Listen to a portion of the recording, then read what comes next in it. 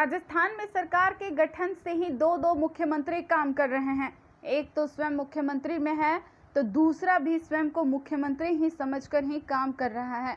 इन दोनों नेताओं की आपसी लड़ाई में राजस्थान की जनता को भारी नुकसान उठाना पड़ रहा है, जिसके कारण न तो राज्य में कोई विकास कार्य हो रहा और न ही लोगों को सही तरीके से लोगों का अस्पताल में इलाज मिल रहा है।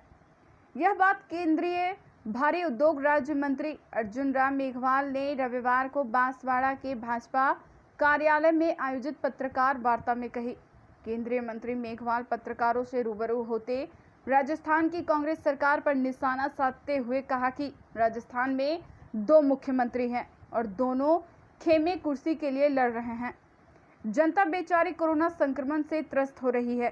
केंद्रीय मंत्री से प्रदेश भाजपा में पड़ी फूट के बारे में सवाल पूछा गया तो इसे टाल गए और कहा कि भाजपा में कोई फूट नहीं है और संगठनात्मक रूप से सभी एकजुट होकर कांग्रेस की गलत नीतियों का विरोध कर रहे हैं।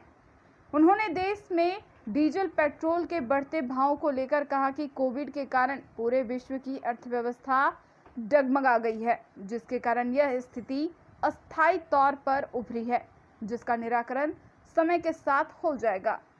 सम्मानित साथी हैं, आप जिस दिन अशोक गहलोत की सीएम के रूप में घोषणा हुई थी, उस समय अशोक गहलोत भी बैठे थे, सचिन पायलट साहब भी बैठे थे उस प्रेस कॉन्फ्रेंस में। That was the first press conference.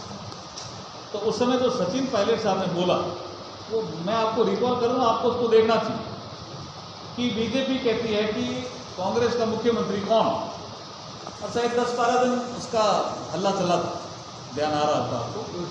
मैं आज कह रहा हूं कि कांग्रेस ने राजस्थान को दो मुख्यमंत्री दिए।